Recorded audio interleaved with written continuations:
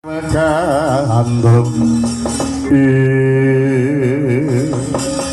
sampe kenging napa Den? Sampe kenging napa Ndara? Ora mangsa diapusi kelawan Kakang Dursasana. Ndak kira nek pusakane kuwi lumrah jebolane jedene ora mekakat. Pusaka napa? Kakang Dursasana duweni pusaka jenenge Kyai Barlo. Kuwi biyen paringane Sang Hyang Narada nalika Kakang Dursasana dadekke patih segara Wedi biyen. Oh, jenenge Barlo. Iya. Jenenge Barlo terus, heeh. Wah, jan. Pusaka kok ampuh iso ngenengi dodone Ndara.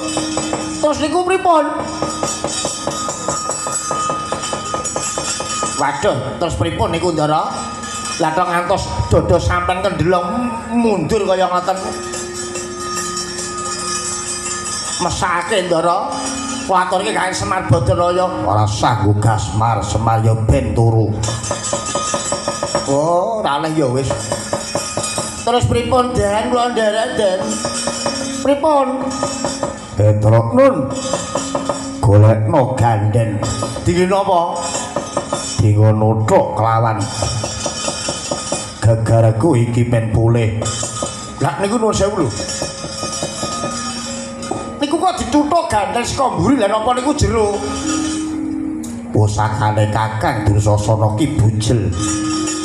Ora lincip saking gedene, saking alote balungku. Uletku kulit